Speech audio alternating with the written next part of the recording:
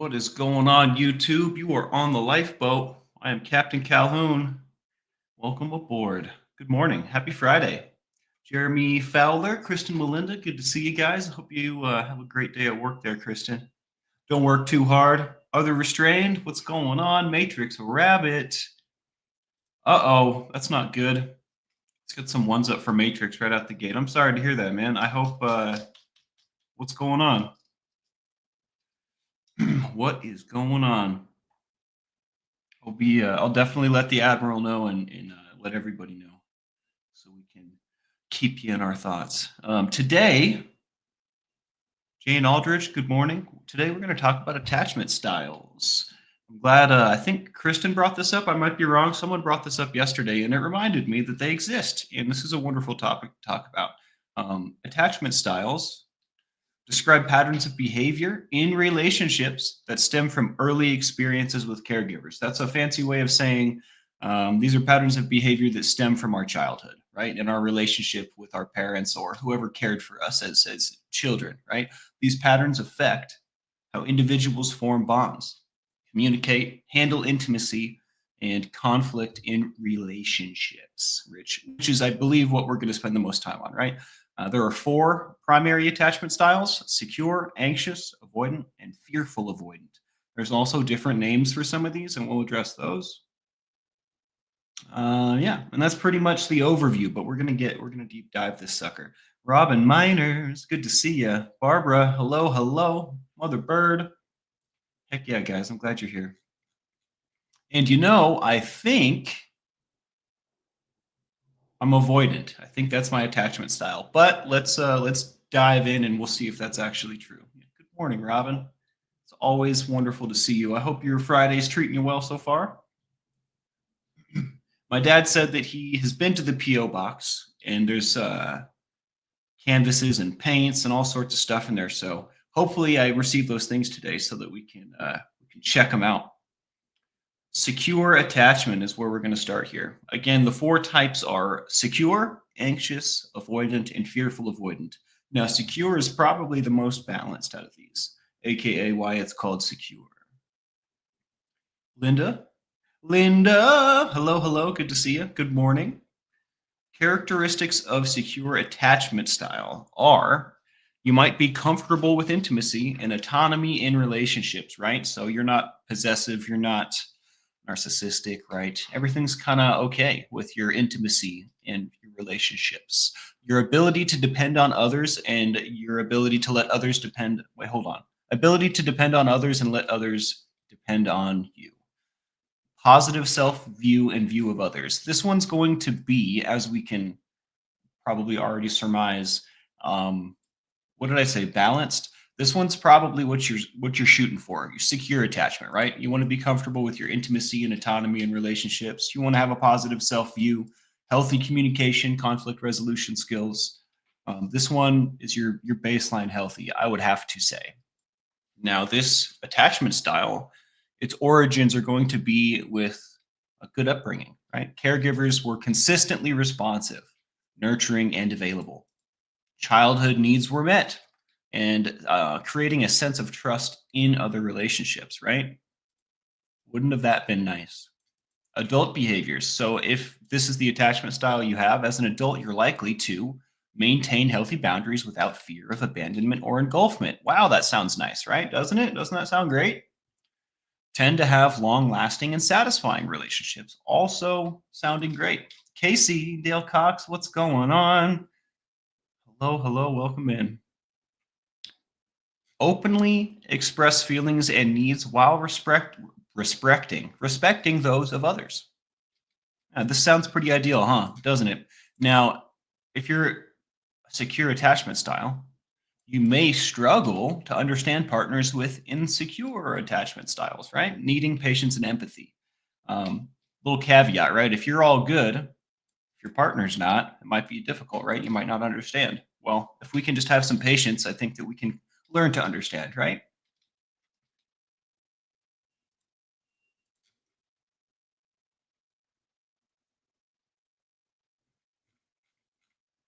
Hope you're all right, Matrix.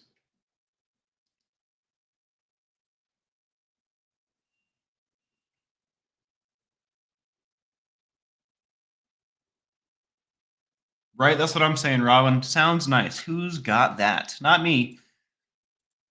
I feel like it has to exist. I mean, some people have a wonderful upbringing, right? Maybe some people have trauma rooted in like not their upbringing, right? But like in other things, right? Experiences they've had. That's probably the kind of folk that have secure attachment styles, right? We won't spend too much time on that because I don't think there's a ton of us in here that have that, you know. And maybe that's a stretch, but for me, secure attachment style isn't. That's not what I have. Although you know, maybe I could come to that place one day. Maybe this is the goal. Maybe this is something we shoot for, right? Now, our second attachment style is anxious attachment. And this is also known as preoccupied in some places. We're going to refer to it as anxious. So characteristics of your ancient. What's going on, Tommy Bird? Migraine Friday. Oh no. I'll try not to be too loud, huh? The characteristics of an anxious attachment style are an intense desire for closeness and a fear of abandonment. Now, this sounds more at home, right? This sounds more like me. James Collins, what's going on? Flick Fox, good morning, guys. Emotional dependence on partners for validation and reassurance. This also sounds very familiar. Not a good feeling though, right? Feeling like I need validation from others and reassurance from others was never a comfortable feeling, right? It felt like it feels like I don't have what I need, right? That's where that feeling comes from, at least for me. High sensitivity to relationship dynamics, often overanalyze interactions. This is also something that I can relate with. This overanalyzing thing is definitely a superpower that I have. My pal Sal Vintage, good morning. Welcome in. How you doing? You are soul. Hello, hello. Dragging a friend to the lifeboat. I looked up this word gunnels and I couldn't figure out what it was. Maybe I typed it wrong. Compressed fish with a dorsal fin that runs along most of the back. Either way, I'm glad you're here. The upper edge of the side of a boat or ship. Okay, understood. Understood, Beta. What's going on? Welcome in. Yeah, guys. Yeah, guys. High sensitivity to relationship dynamics, over analyzing interactions, anxious attachment style. Also, you may have difficulty trusting that love and care are consistent, right? This sounds pretty familiar as well. Now, this attachment style originates from caregivers being inconsistent, sometimes responsive, other times neglectful, right? So, inconsistency. This inconsistency led to a heightened need for attention and validation. That makes a lot of sense when you put it that way. Now, in learning about attachment styles, it's all it all seems to come from our childhood. It all seems to come from our caregivers. You know, I think about the nature versus nurture argument a lot. I talk with my dad about it a lot because, you know, I'm adopted and I take after my stepdad, well, technically my stepdad a lot, right? So it's an interesting conversation for us. But you know, the impact that our childhoods can have on us, the impact that our child, like our rearing years, right, the years where we're being raised and learning about the world and everything's novel, very, very, very impactful. And you know, I think sometimes we can forget how impactful our past could be, right? Especially the original past, right? The OG past, the childhood. Now, as an anxious attachment style person, as an adult, you can expect to frequently seek reassurance from partners, fearing rejection.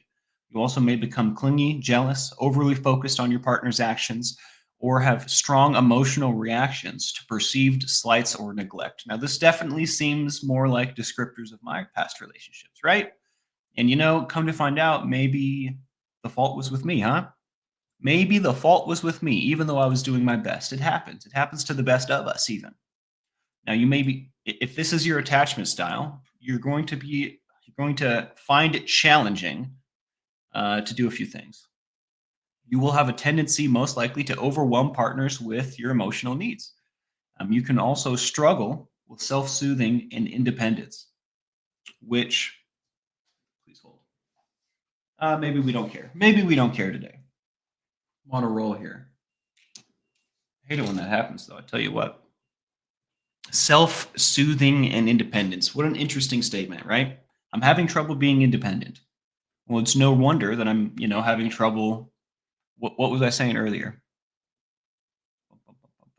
It's no wonder I'm having trouble being comfortable with my intimacy in a relationship, right? Or my autonomy. Um, if I can't soothe myself in times of need, right? If I can't be independent, if I'm struggling with these things, it's no wonder, right? So, healing strategies. This is a new thing. We have healing strategies for this one. Obviously, this is the one we want to heal, huh? Develop self esteem and practice self validation. Well, that's nice to say. It's easier said than done for sure.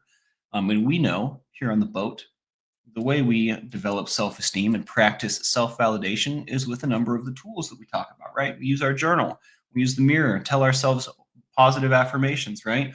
We meditate, we make sure we're getting our proper nutrition, exercise, and our sleep. There's a myriad of ways that we can develop self-esteem and practice self-validation. They are all rooted in self care. They are all rooted in forging a relationship with yourself. They're all rooted in taking care of yourself, doing things for yourself just because they're for you, right?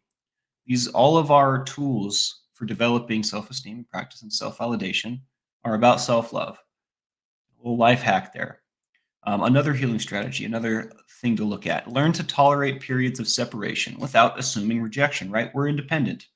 For example, this is a mediocre example. I'm going to run with it anyways. Takara and I live in different states. I'm not constantly, waiting for her to text me back. Sometimes she doesn't text me back, but we're both busy. We're both super duper ADHD. You know what I mean? So there's no love lost. When we do get a chance to conversate, normally we'll make a phone call out of it because of the way that we communicate and the way that our brains work. And when we do, it's so nice to just sit down and have a nice conversation.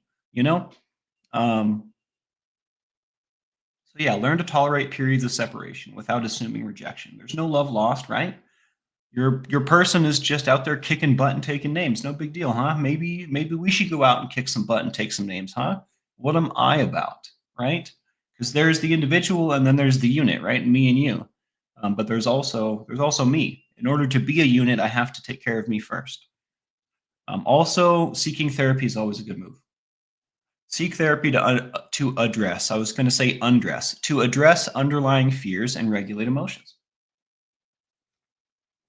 See you in a sec, Dale. Man, I want some brisket. I haven't had brisket in a while. I wonder how the barbecue in town is. I've never had barbecue in Tucson.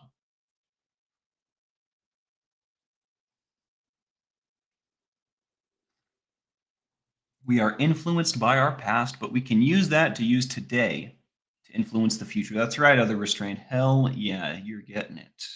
I love it. I love it. I love it. Thank you so much for the gifted memberships. You are soul. Your support touches my heart. Thank you so much. I'm glad that y'all feel benefited from the content that I put up. That makes me happy. Could go for some ribs and wings. Me too, dude. Wings are one of my favorite things in the whole world. I live for wing challenges, man. Not like the overeating kind, but the kind that are too spicy. Love that stuff. Love that stuff. All right, all right, all right. We're gonna burn through this info pretty quick, but I think that's okay. I'll try and take my time a little more. So we just went through secure attachment and anxious attachment, right?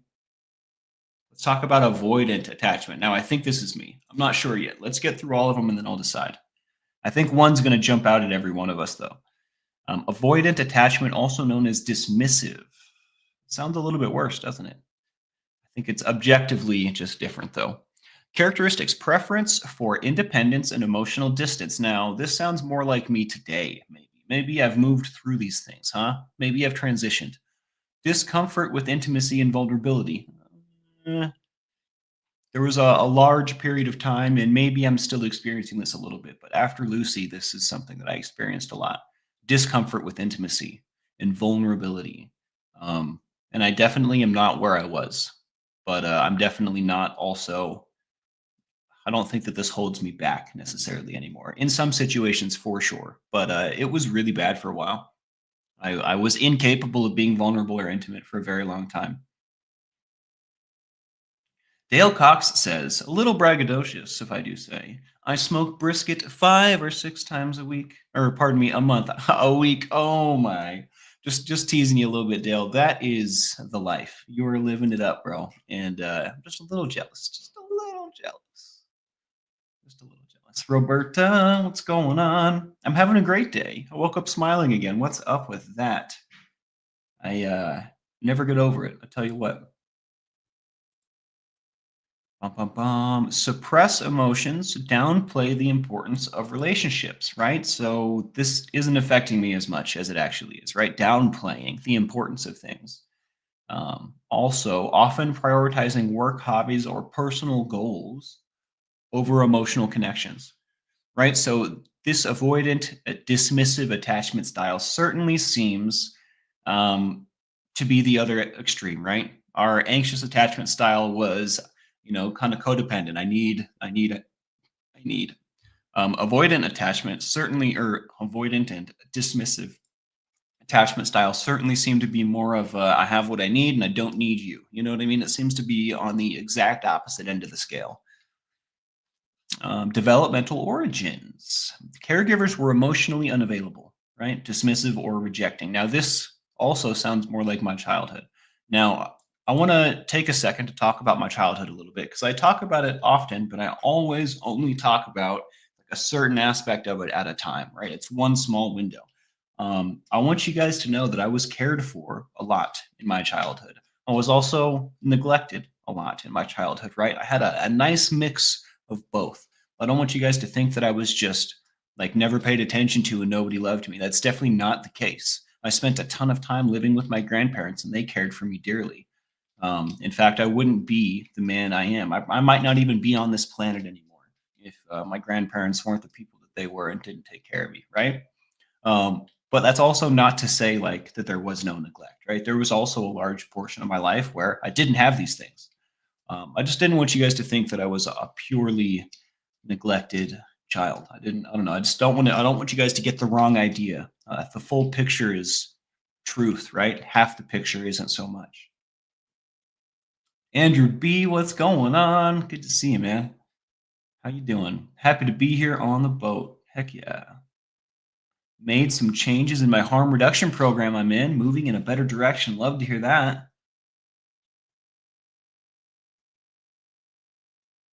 Spanx of a helicopter with handlebars comes out the top of your hat. Just saying. I'm going straight back to bed. Lol. That is pretty funny. I was going to say this is like my gunslinger hat. I'm having a hard time. I mean, I guess this could be it's like a base in there. It's like a military base. Like in Zoolander, you can't fit helicopters in there. You can't expect actual I can't remember how the quote goes, but he's talking to Mugatu about the Center for Kids Who Don't Read So Good, and he's like showing him a model, and Derek thinks that that's the actual building. He's like, you can't fit people in there. Blue steel. Magnum. That movie's too good, man. I have to say. How disappointing. Well, if a helicopter does come out of my hat, I'm probably going to go back to bed too.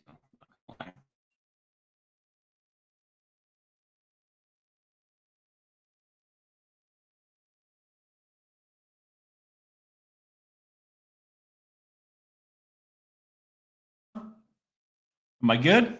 My video went away and came back. Let's get a 5x5, pretty please. Type it in just in case.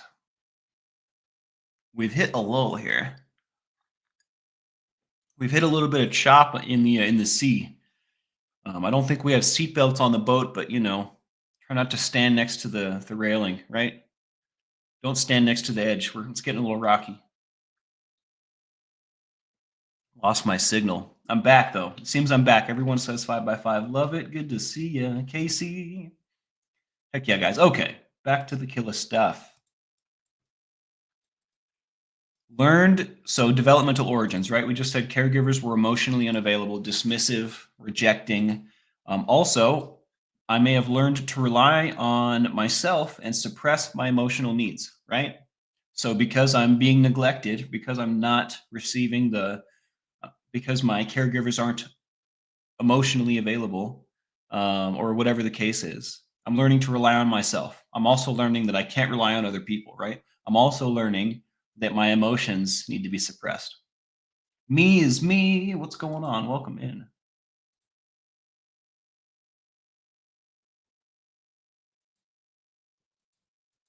Is my sensitivity on this mouse too high? What's going on? Yeah, man, ask away. Go ahead. I am an open book. Oh, shoot. I screwed that up. With the advent of technology and the way that things go, things are getting bigger and badder, and we have all this like new stuff and new things we can do. But I have to say, there's so many friggin' buttons, and it's so easy to just screw stuff up. And then I have to click like 7 buttons to get back to what I was. Let me complain here, huh? I'm just a complainer sometimes. Okay, I am back to where we were. Sweet. Sweet. All right. All right. All right. All right. Where was I? Back from when the hats were real, the Mad Hatters. Who knew that mercury was so deadly, but also so good for good hats?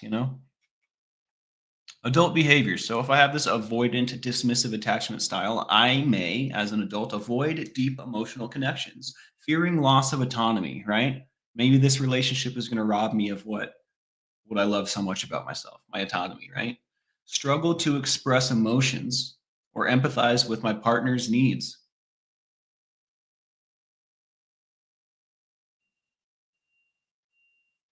My question, says me is me, is about someone I hang with in a chat.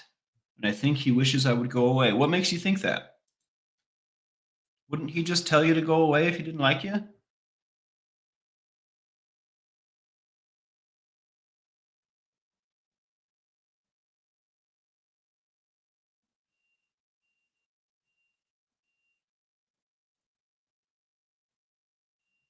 Getting lost in reading. As an adult, I may seem cold, detached, or indifferent in relationships. Me is me says he treats me bad. He's a mod and won't talk to me. Well, me is me. If you feel like he's treating you bad, I wouldn't. I would definitely wouldn't hang out with him. And if you want to be in this chat, right? It's somewhere you like to be, and the mod is not being nice to you. I mean, I guess I don't know your role in the chat, and I don't know what the chat is, but I mean, I would either. So again, just to repeat what I said because I'm losing my place. If you want to be in that chat and he's not treating you good, there are a few options, right? We can got a lot of friends there. That makes sense. So I mean, you got a few options, right? You can try and talk to him in particular, like, hey, why are you treating me like this? You can talk to the person whose show it is, like, hey, and I wouldn't do this like in the chat. I would message them or email them or whatever form of communication that they have with their crew, right? I would yeah, I would express your concerns to the person at the top, right? The person doing the show. And also, I mean, it's always worth the try to be like, hey, why do you say these things to me? It hurts my feelings, you know? And then they have a choice. They can either double down, avoid, or make it right, right? Their options are also limited, you know? How did it go when you did me is me? He won't answer you. So he's ignoring you? I mean, if that's the case, my next step would be to, email or message. I know some creators do their communication on Instagram. I don't know exactly, like, again, I don't know what channel you're talking about, and don't tell us. I don't want to talk about other creators in any light that's not golden. You know what I mean? That's how we do over here. But I would definitely try and communicate with the person whose show it is and be like, hey, I've noticed this. I don't want to make it stink, but I really love it here. And what this guy says to me really hurts my feelings. And I don't know what to do. I've tried to talk to him about it. Um, and it doesn't seem to go anywhere. I don't want to leave, but I'm going to have to if we, if I can't be treated nice around here. So that kind of thing. That's what I would do. That's if it was me, that's what I would do. And at the end of the day, right, you can only change your actions, right? You have no control over what this person's going to do or the creator, what they're going to do, right? So if you're met with resistance, if you're met with dismissive, if you're met with ignore, right? Any of those things, it might change the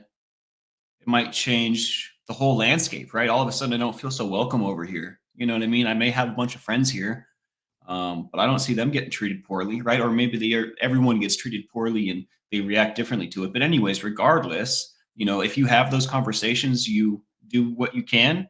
It may very well change the stage, right? In your mind, your perspective might just switch a little bit, and then it might be easier to move forward, right? Now I know who these people are and what they're willing to do or what they're willing not to do, right? So I hope that works out for you. That doesn't sound like a fun problem to solve. It definitely doesn't sound like you're having fun with it. And I'm sorry to hear that. But the good news is there are options, right? We do have a path forward. I was just listening to a song called Path Forward, and I like it a lot. But I have to say, it's weird when when bands that you like get in trouble in the news for like really sick, weird stuff, and you don't know the person, right? So it's hard to recommend music uh, when you don't know the quality of the person's character, especially in today's world. I'm not going to recommend the song to you guys because dude got in trouble for some nasty stuff, and I don't know if it's real or not. It's really hard to tell these days, but I still love the song. I still love the song, and it's got a great message. So it's hard for me to believe that that's the whole story. Linda Bennett says, I'm struggling this morning, third day of tapering off alcohol, dealing with mild physical withdrawals and anxiety. I am moving forward and have worked on self-care all week. Well, I tell you what, you're kicking butt and you're taking names. You're doing a great job. It may seem insurmountable and super difficult right this second, but like you just said, you're day 3 tapering off, harm reduction in full force. You're tapering off in such a manner that you're withdrawing a little bit, right? So even maybe a little bit of an aggressive taper, right? So I think you're doing great. Keep up the good work, Linda, and please keep us informed. Even if you got to stumble and a fall, it happens to all of us. Please stick around and hang out with us. We want you here. Flick Fox says, plus, not everyone gels in life, and that's okay. Ain't that the truth? Some people are just not for you. Doesn't mean you've done anything wrong or that you're not a good person. Give your attention to those who deserve it. I love this. Remember what we said yesterday, Flick? Just kidding. I'm not going to take 5 minutes to think of what I'm going to say, I promise. Good to see you, Flick. I was wondering. Incarnaso. All right. We were talking about avoidant attachment styles and how, as an adult, you may be cold, detached, or indifferent. Now, the challenges that this will pose are going to be difficulty recognizing emotional needs and allowing others to support them. Right. So I might not know exactly what I need emotionally, and I'm going to have trouble accepting help with it. Now, that sounds like me for sure. May inadvertently push partners away due to emotional unavailability. This could take many forms, many, many forms.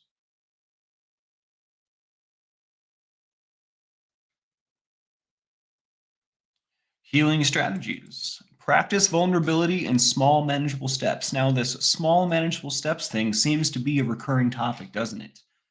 We talk about this on all manner of shows here on the boat. It must be important to break things down into small, manageable steps. It must be, right? Acknowledge and validate your own emotional needs. I'm going to say that one more time. Acknowledge and validate your own emotional needs.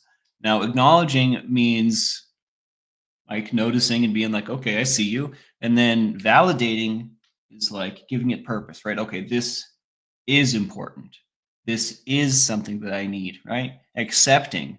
Validation is kind of like acceptance.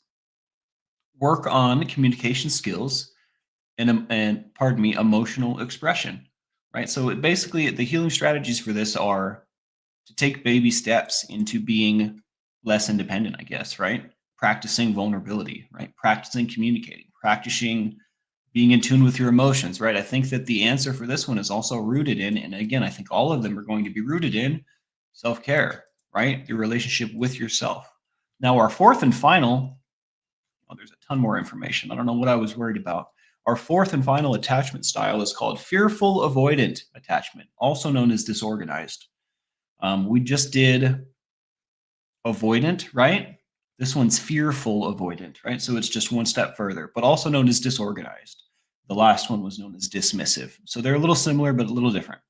Characteristics of this one are, I'm going to have to look that word up. Hold on. I feel like I know what this word means, but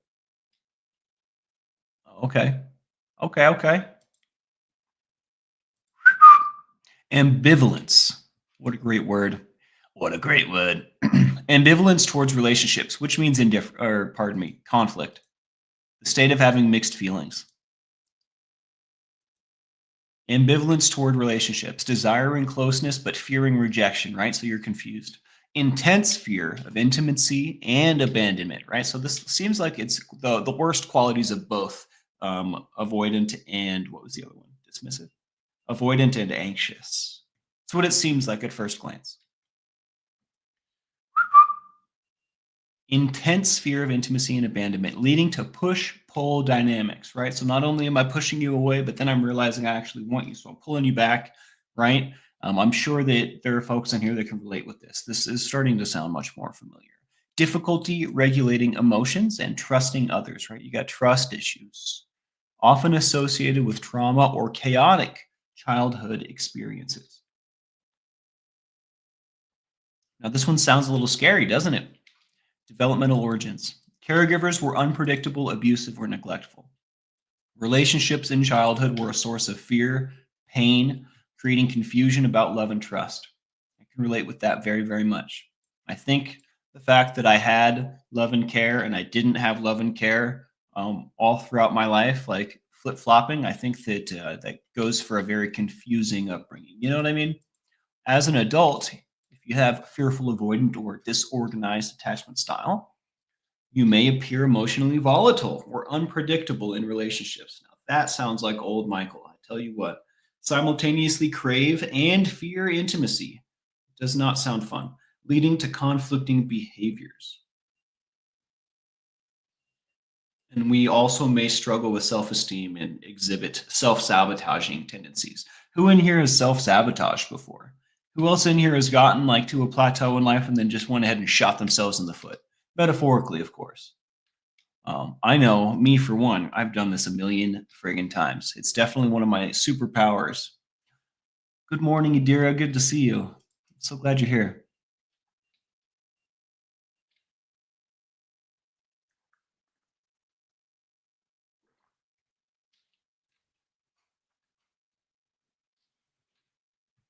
Vita says, I think I find myself in the avoidance style. I feel comfortable being independent and self sufficient. Makes me look like I can manage a lot, but it's just usually hard for me to reach out for help. So, like, yeah, I think this makes perfect sense, right? So, like, in your bubble, when you're in your zone, right, doing your thing, you're great, you're wonderful. Insert connection, insert other person, relationship with human, and things become more complicated, right? Because now I'm not just simply relying on myself, it's not what I've built that's holding everything up. It's what we've built, right? And we have to meet in the middle and somehow, make it work, right? Whether it's intimate or not. And I can relate with this very heavily, right? It's a lot easier to rely on my own, 2 feet, my own two hands, right? And what I've built and what I do than to trust something that's uncertain, which is someone else, right? Someone I don't necessarily know the intrinsic inner workings of like I do myself, right? So that makes sense when you look at it from that angle, right? And maybe that's fine. Maybe that's fine for you, Beta. I will say I wouldn't, if it ain't broke, don't fix it, right? So unless you want for more, right? Unless you feel the desire to reach for something else, maybe you're fine just like this, yo. You know what I mean? But again, we all get to decide our own path and our own do's and don'ts, right? So, um, yeah, that's all I have to say about that, I guess. Yadira says, I only feel safe with new friendships online. All of yours and Reese's chat amongst some others. Is IRL just not what it used to be, Yadira? IRL stands for in real life. Pardon me, I forget. I don't know if y'all know. Not at all. It sucks, doesn't it? Luckily, we have the advent of this internet thing, right? So it doesn't have to be all that, which is really cool. You know, luckily, we're not bereft of connection because we have this computer thing here, right? Pretty stoked about that. All praise the internet, you know? Flick Fox says, my ex is fearful avoidant. He lost absolutely everything after a 10-year failed marriage and fell into depression for the first time. Wow, that sounds absolutely terrible. Was raised to deal with stuff by himself. It makes perfect sense, really. Hmm.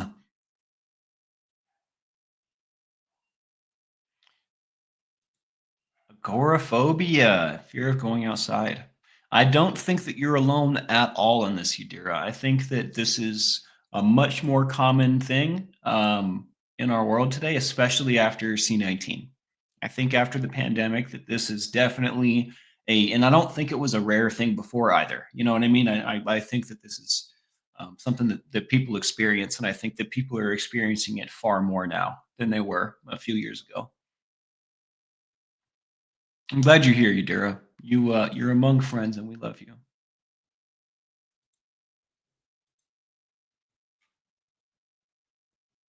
Let's put some ones up one more time for Matrix, for Yadira, for anyone out there that needs a little extra. I hope Matrix is okay.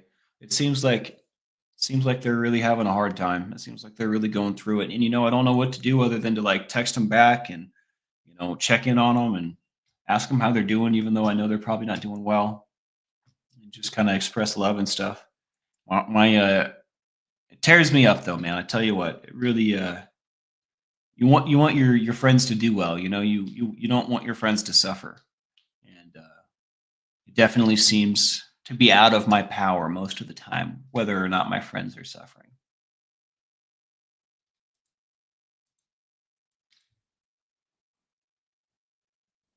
Another challenge, a fearful avoidance style. Oh, wait, we didn't even get to that yet. Challenges.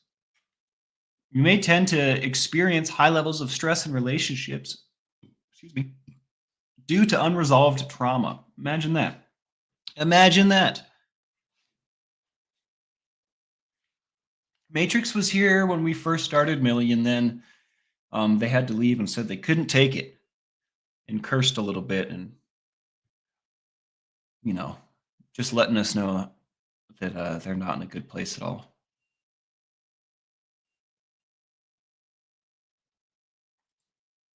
Another challenge you may experience with the fearful avoidant style is difficulty building and maintaining stable, healthy bonds, right? You might have difficulty having healthy and stable relationships, right? Regardless of the nature of them. And then for healing strategies for this one, we're going to seek trauma informed therapy, right? This one's the last one, most likely. I mean, objectively, I don't know what the right way to say that is, but objectively the worst one, right? You're not in a good spot. Seek trauma informed therapy to process and heal past wounds, right? This one, I mean, I think all of them can really benefit from talking to a therapist, right? I think we can all benefit from talking to a therapist if we have trauma, period.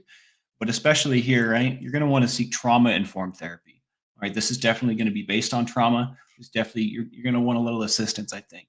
Learn to identify and express emotions in a safe environment, right? We're going to have to feel safe to be vulnerable. We're going to have to feel that way. So we're going to have to figure out how to do that. Gradually build trust and security in relationships through consistent, supportive interactions, right? Just meet in the middle, right? Just meet in the middle. Little baby steps. Now, the impact of attachment styles on relationships. This will be fun. Communication, conflict resolution, intimacy, and closeness. As far as communication goes, secure individuals are open and empathetic, while anxious or avoidant styles may lead to misunderstandings, right? That kind of goes without saying, eh? Conflict resolution. Secure styles approach conflict calmly, while insecure styles may escalate or avoid conflict altogether. Now, I think that someone came to mind in our heads, right? We all have our own someone. I think that we can relate this though. Intimacy and closeness. Secure styles embrace intimacy, while avoidant styles may struggle to connect. Anxious styles may over pursue it. All very unique and different. Secure seems to be a healthy style, doesn't it? TC, what's going on? TC says, I've been seeing my therapist for over 12 years. Best thing I ever did was find help. Yo, preach. I'm going to put that one up there. I probably need to read this daily. Maybe one day I'll get a therapist. I bet you it'll help. Bet you it'll help. Can attachment styles change? I'm just going to say yes. Obviously, my attachment styles have definitely changed throughout my life. Attachment styles can evolve without effort, awareness, and supportive relationships. Pardon me, I said with effort, awareness, and supportive relationships. This process, often called earned security, weird, earned, I earned that security, involves, I guess that means I'm going to work for it, right? Involves building self-awareness of attachment behaviors and triggers, right? So we're doing that right now. We're learning about this stuff. Triggers was a word there, right? Do any of these, do some things set me off, right? Do some things put me in this place where I feel insecure?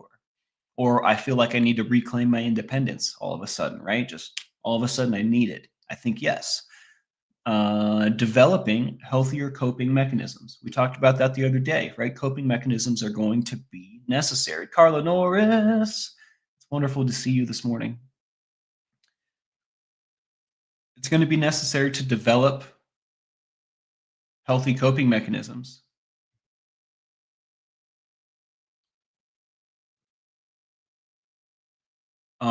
Regardless, if we're on a recovery journey, we're going to need to do that.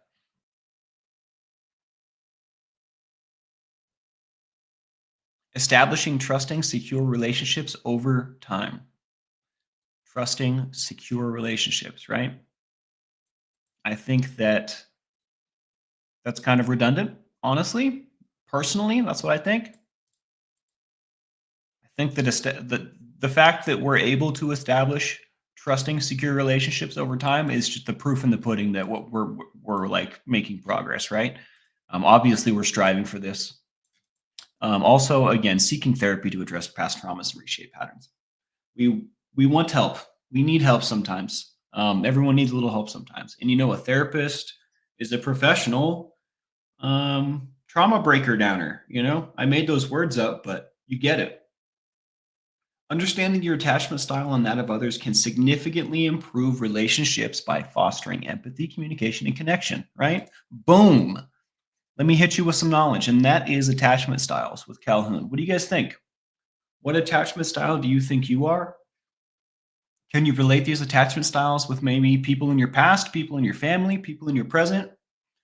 Have you changed attachment styles over your time on this planet, right?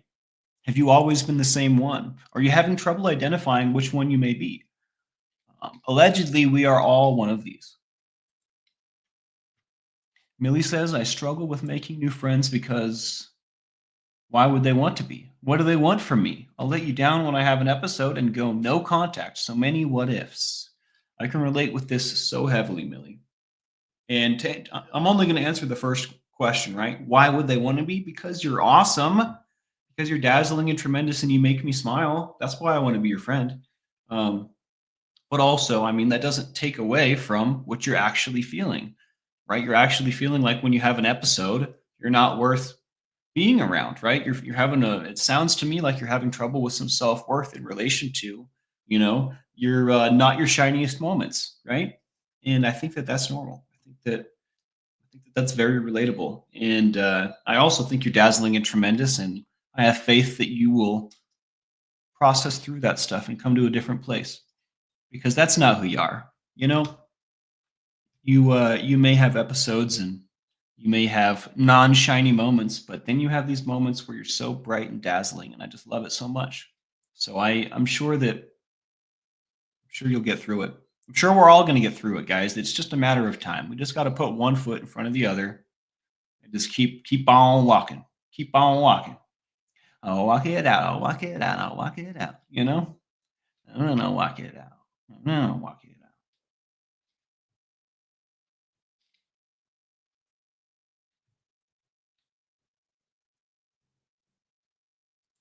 We all got leaky eyeballs sometimes.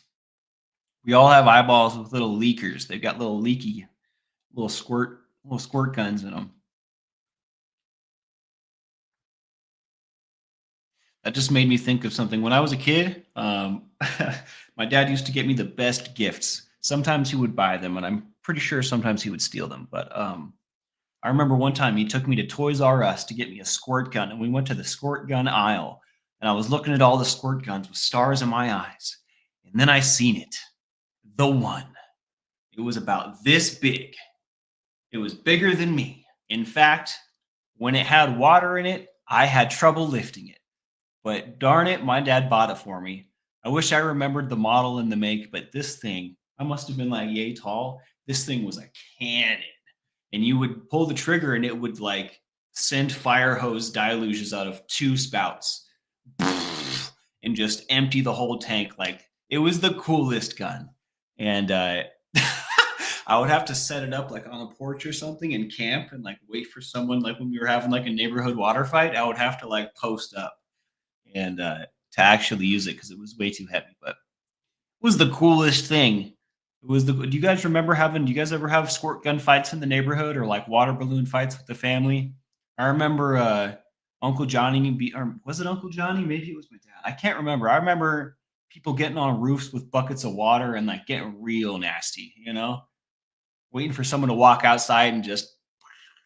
We used to have all kinds of fun with the water.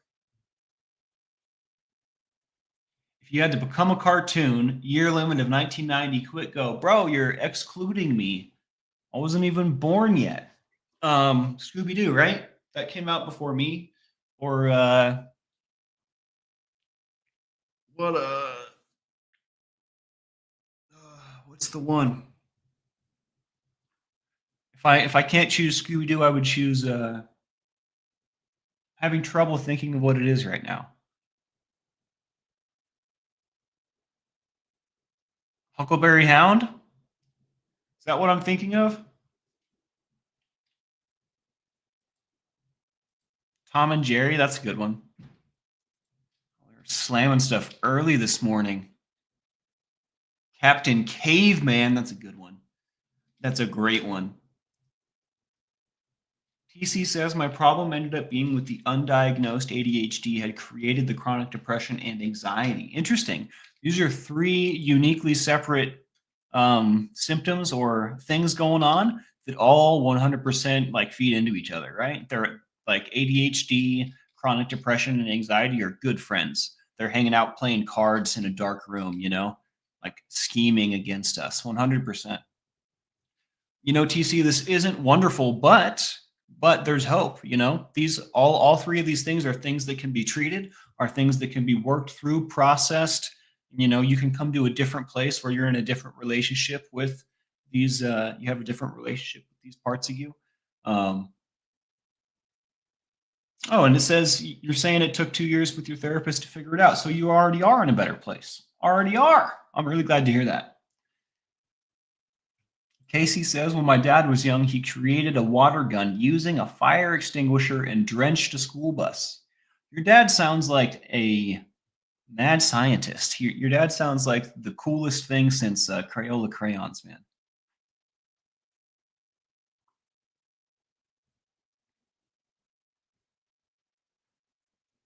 Kelly Ann, I'm so glad you're here. This is a huge topic. Thanks for this. Happy Fabulous Friday.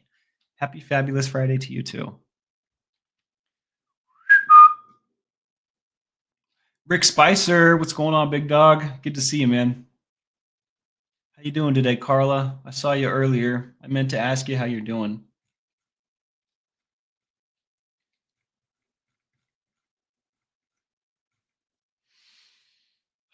Wow, feels good today.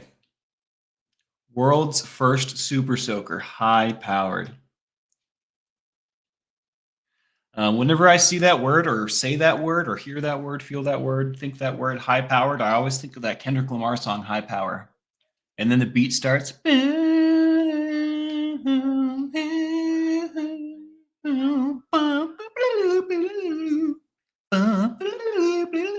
That's how it goes, just in case you were wondering. If you're still here listening to me make sounds, cheers. You're a real one. I'm gonna try and look up the Super Soaker. Maybe we can find it, guys. That would be a blast from the past. Way too big Super Soaker.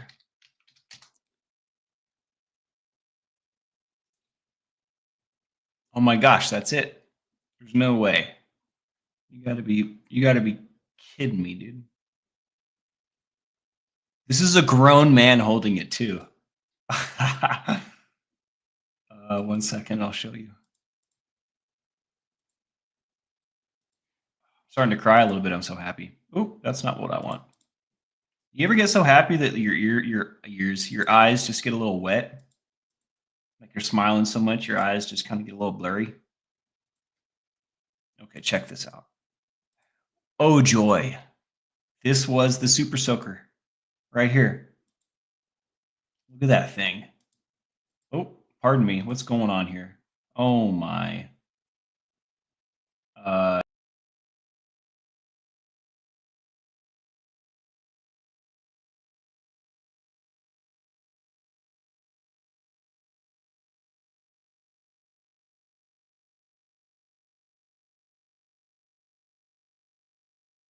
remember, but that was it. That's literally the one right there. Way too big. I must have been like 10 years old tops. We were still living in Utah. It was before we moved. So we moved from Salt Lake to Reno, right, to Nevada in the middle of my 5th grade year. So I was like 10 years old or less. I was most likely like 8 or 9.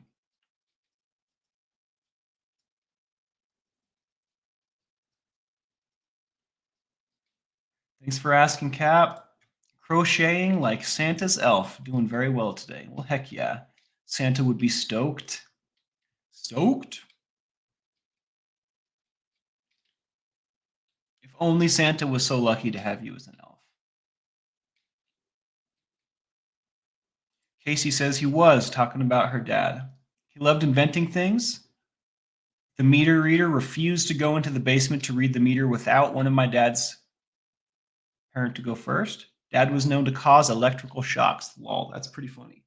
Sounds like an interesting guy, I have to say. Shout out to your dad. Rest in peace and power.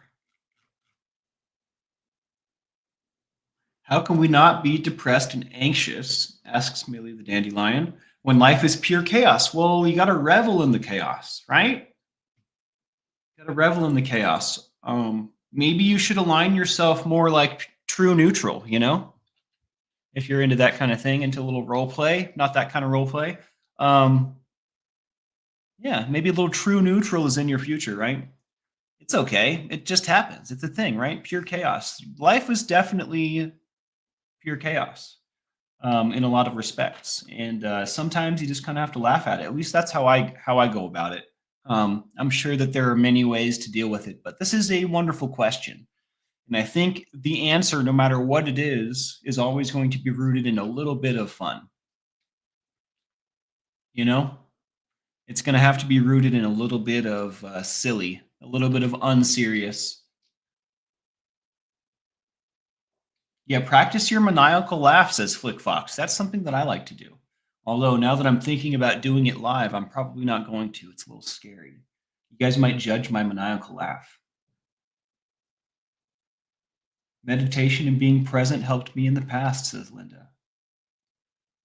Millie the Dandelion says, oh, I meant before the ADHD and autism diagnosis. Now I'm embracing it more than I have. Well, heck yeah. I didn't think that you were depressed and anxious, right? I thought that you seem like a very cheery, sunshiny kind of individual, you know? Like, you walk in the room and the sun comes with kind of thing.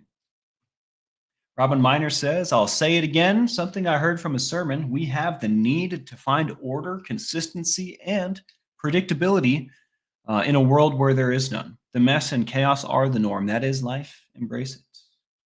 Tammy Hinton, what's going on? Good to see you. How are you?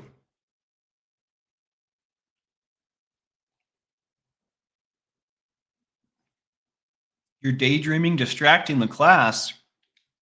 Sounds like the teacher had ADHD.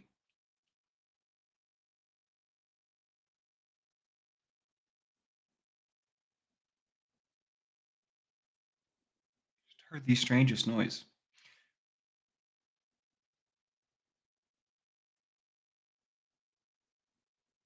Hmm.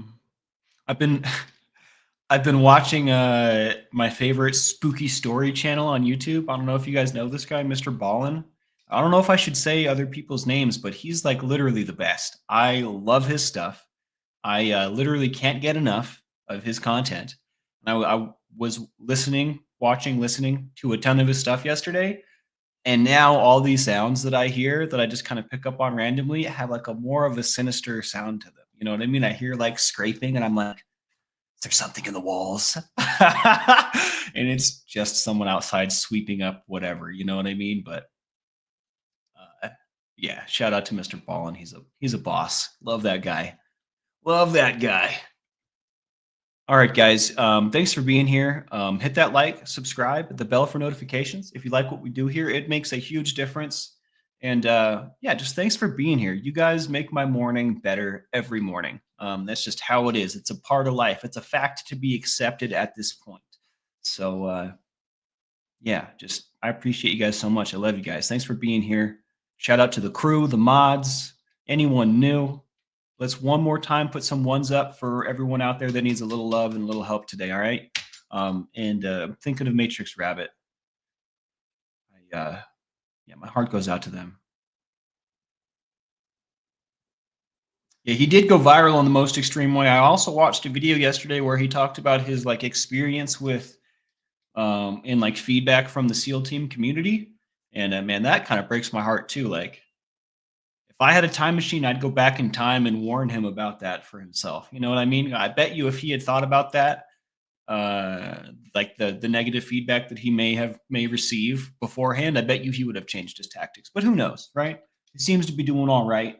But you know, my heart definitely like feels for him. Like, you know, these people that are your family, you know, your brothers, your sisters are gonna oust you and just not support you anymore because of their perception of your actions, which also I can see both sides of it, but it definitely, you know, my heart hurts for him, you know, like I feel that. Painting today, Cap asks Robin Miners. Absolutely. We need to finish. I wonder if I can just press some buttons and pull it up. I probably can. And we need to finish the frog. And also, depending on the timeline, I may have some more art supplies if my dad shows up before then. But yeah, we got to finish this guy. I'm very impressed with myself. I was looking at something that I was looking at a picture that was already existing when making this, but I'm still impressed with myself. It's not like I traced it, so heck yeah, you know. Anyways, we got to put a foot on. We got to finish him up, and yeah, I'm excited about it. So yeah, 2 p.m. Mountain Time, 4 p.m. Eastern today, guys, for painting. And this has been the Lifeboat with Captain Calhoun. You guys have a wonderful day. Love yourself today. You deserve it. See you later.